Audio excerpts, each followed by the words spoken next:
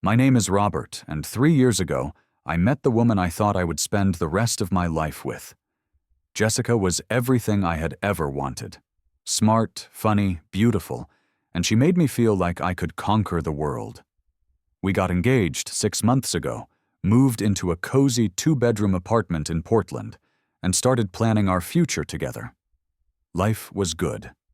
Life was peaceful. That is until Brandon came back into the picture. Brandon was Jessica's best friend from college, and when he moved back to Portland for work, I never imagined that the person Jessica trusted most would be the one to tear us apart. Before I dive into what happened next, I would love to know, where are you watching from? Drop your city in the comments below.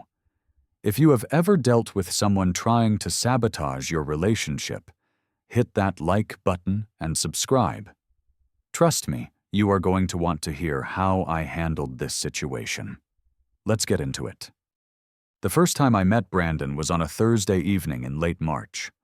Jessica had been talking about him for weeks, excited that her old friend was finally back in town after 5 years of living in Seattle. She invited him over for dinner so they could reconnect, and I was genuinely happy for her. Jessica did not have many close friends in Portland, so I thought it would be good for her to have someone from her past nearby. Brandon showed up at 7:30 with a bottle of wine and that easy, confident smile that some people just have. He was tall, probably 6'2", with an athletic build and the kind of casual style that looked effortless, but probably took thought. Dark hair, clean cut, worked as a marketing manager for some tech startup. On the surface, he seemed like a decent guy, friendly, enthusiastic, full of stories about the old days. But I noticed things. Small things. The way he looked at Jessica when she laughed like he was studying her face.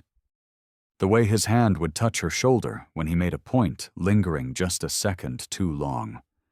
The way he steered every conversation back to their shared memories, creating this bubble that I was not part of.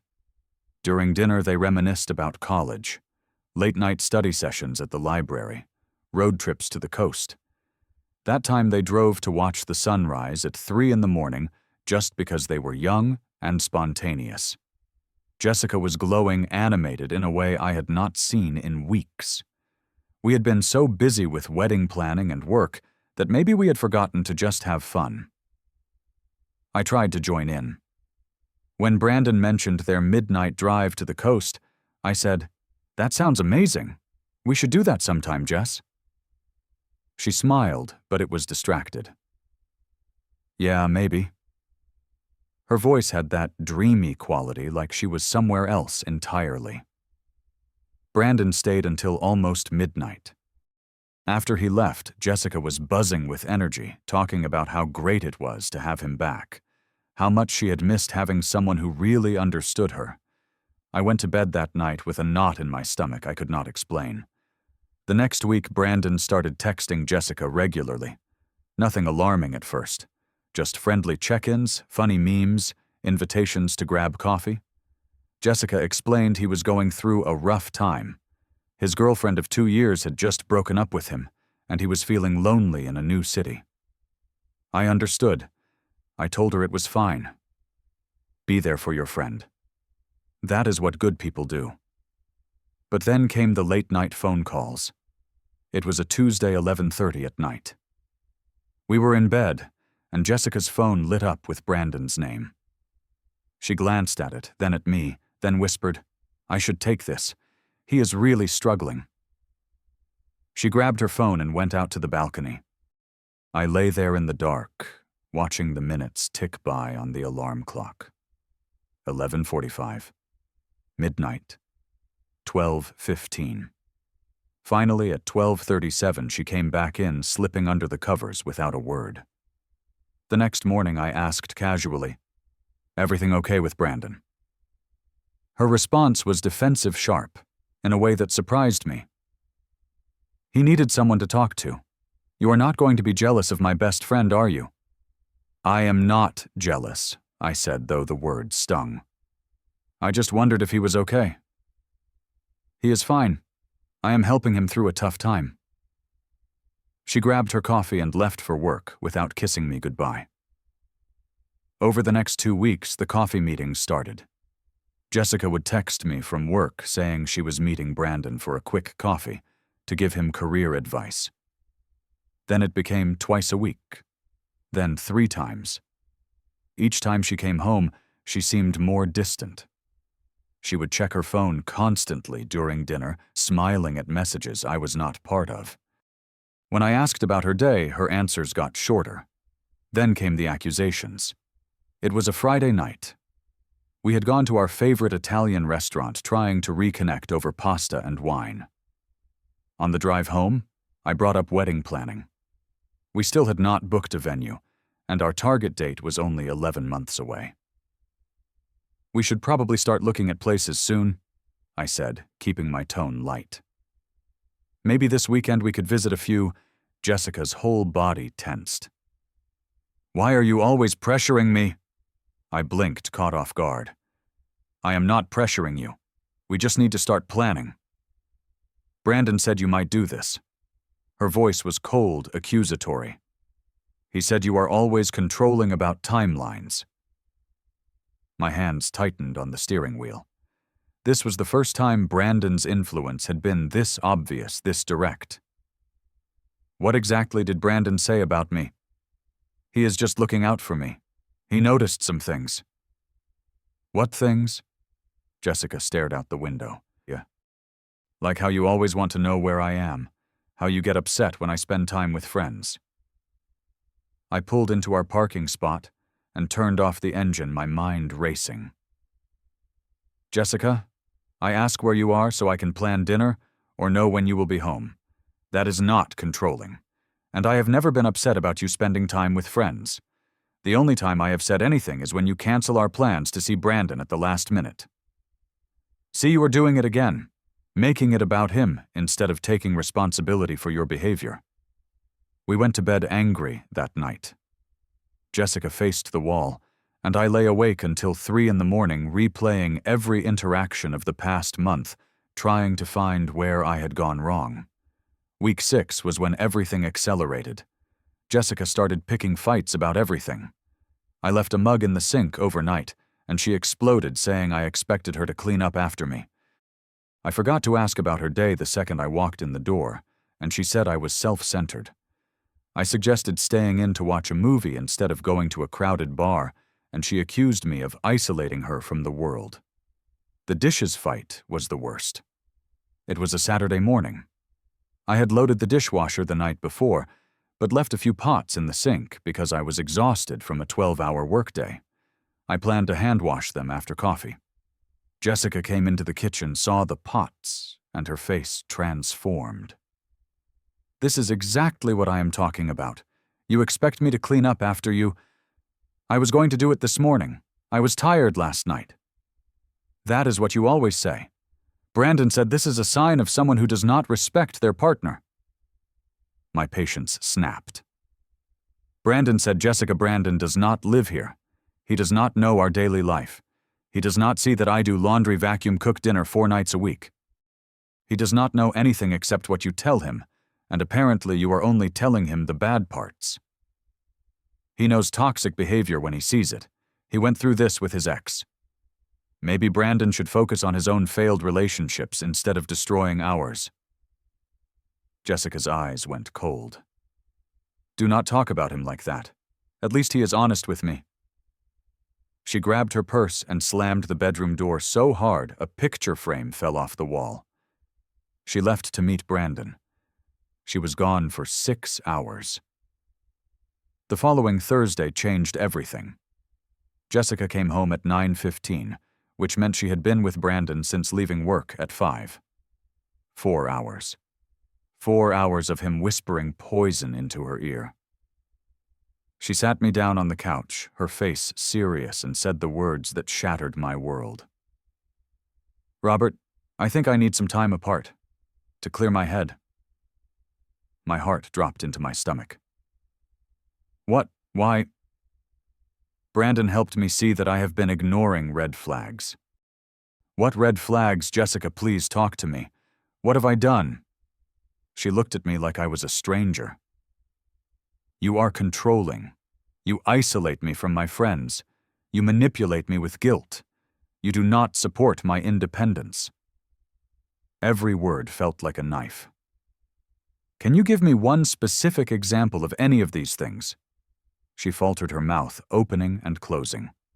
Finally, she said, "It is not about specific examples. It is about how you make me feel." "And how do I make you feel?" "Trapped." Her voice broke on the word. "Brandon said I look stressed whenever I talk about our relationship." The pieces fell into place, clear and ugly. "Brandon is in your head, Jess. He is twisting everything. Can you not see what he is doing?" She stood up, her face flushing with anger. "See, this is exactly what he said you would do. Blame him instead of taking responsibility for your own actions. What actions? You still have not given me a single concrete example. I am going to stay with him for a couple of weeks, to figure things out." She said it like the decision was already made, like my opinion did not matter. "You are going to stay with Brandon, the person who has been trying to break us up for 2 months. He is my friend Robert. He is trying to help me." I wanted to scream. I wanted to shake her and make her see reason. Instead, I said quietly, "If you walk out that door to go stay with him, Jessica, you need to understand what that means. It means I need space. If you love me, you will give me that." The next morning, I woke up to the sound of zippers. Jessica was in the bedroom packing suitcases.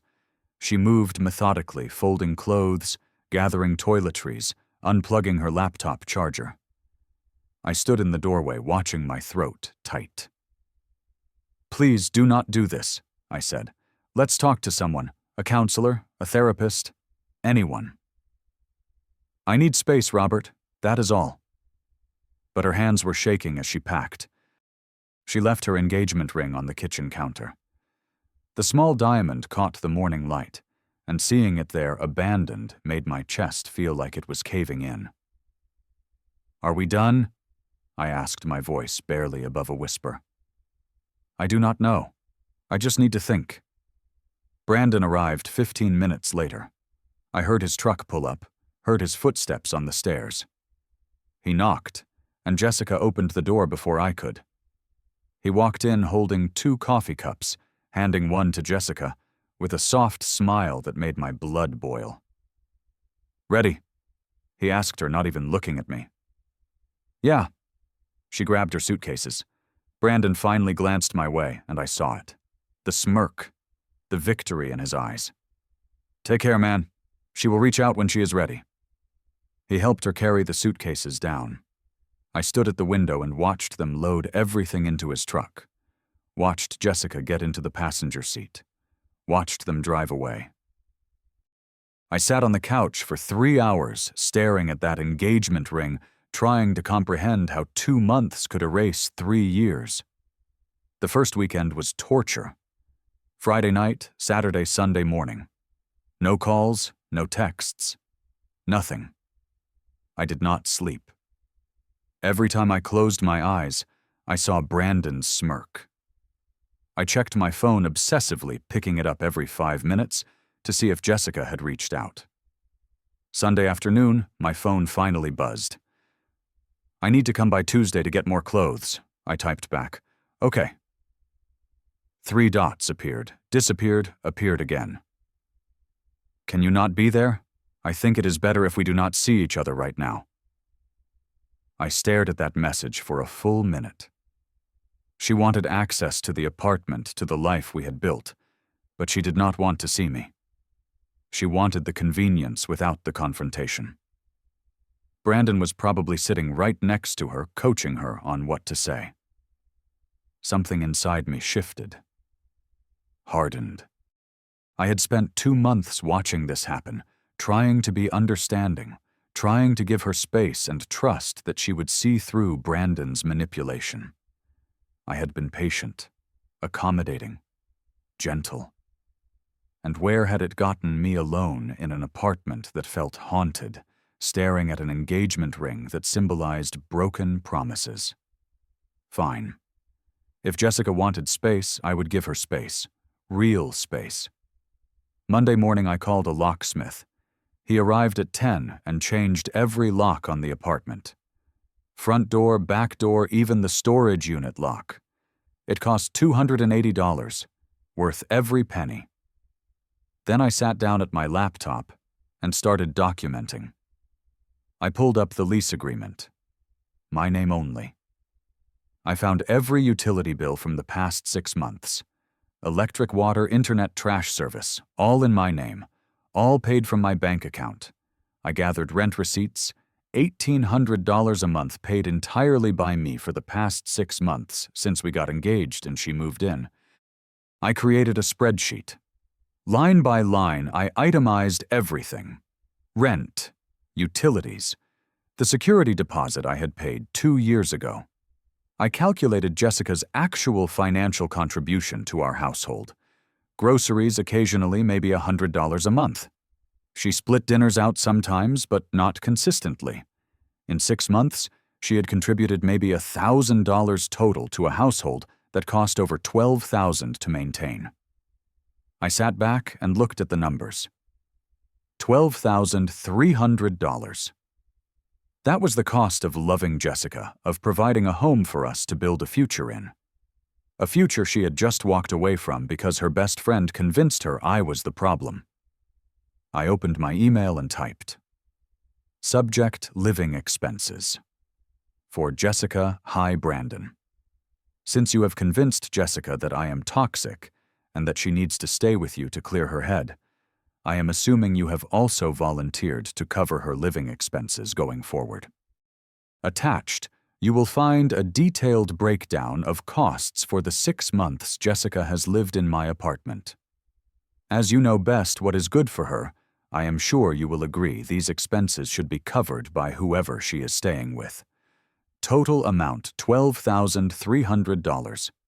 I have changed the locks, so Jessica will need to arrange pickup of her remaining belongings. I am happy to pack them and leave them in the building's storage area. Please remit payment within 30 days. Best Robert. I attached the spreadsheet and hit send before I could second-guess myself. Then I sat back, my heart pounding, and waited. Tuesday morning, my phone started ringing at 9:45. Jessica. I let it go to voicemail. She called again. And again. On the 4th call, I answered. Why does my key not work? Her voice was panicked, high-pitched. I changed the locks. You said you needed space. But I need my things. I will pack them. Check your email. I sent it to Brandon since he is your housing provider now. Silence. Then, what email? The one explaining that whoever Jessica is staying with should cover her living expenses. Since Brandon knows what is best for you, I figured he could handle the financial responsibility too. You cannot charge me rent retroactively, that is insane. My voice stayed calm, cold even. I am not charging you, Jessica. I am charging Brandon. He is your financial supporter now. He wanted to take my place in your life so he can take my place in your bank account too. This is crazy. You cannot do this.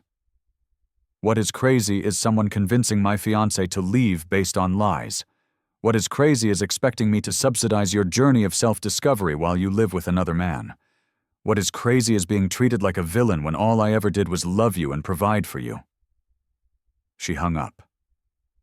10 minutes later, Brandon texted. This is petty, man. I replied immediately. No, this is consequences.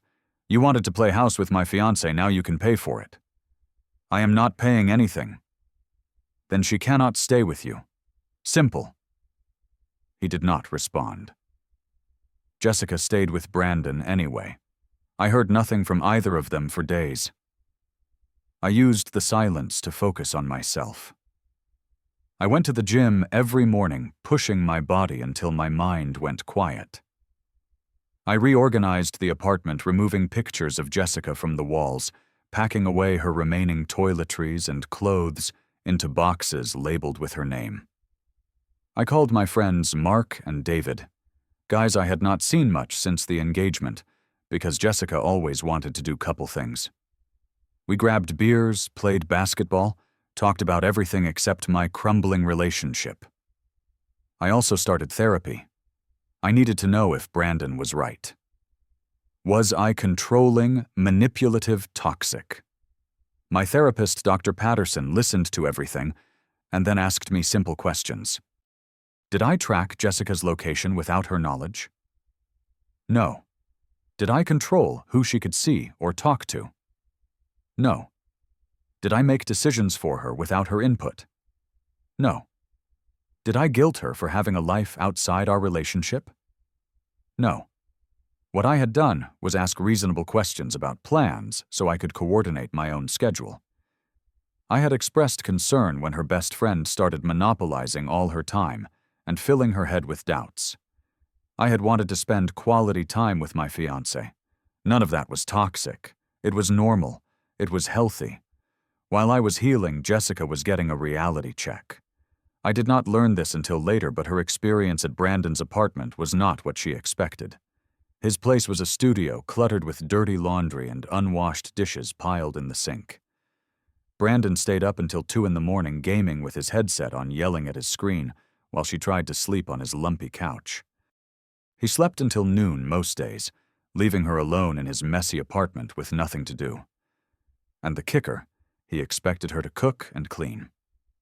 After 3 days of takeout, he asked when she was planning to make dinner. When she pointed out the disaster zone of his kitchen, he said he just had not had time to clean lately. Maybe she could help out since she was staying there for free. Jessica told me later that it was in that moment, scrubbing someone else's crusty dishes at 11 at night while Brandon played video games, that she realized what she had given up. Day 12. That is when my phone rang with Brandon's number. I almost did not answer, but curiosity won. Dude, you need to take her back. His voice was strained, exhausted. Excuse me, Jessica, you need to take her back. She is too much. I actually laughed. Too much? How so? She is always wanting to talk about feelings. She reorganized my entire kitchen without asking. She cried for 2 hours last night about missing you and how she made a mistake. I cannot handle this man. Sounds like you are finding out what a real relationship requires, Brandon. I thought I was helping her. I thought she deserved better.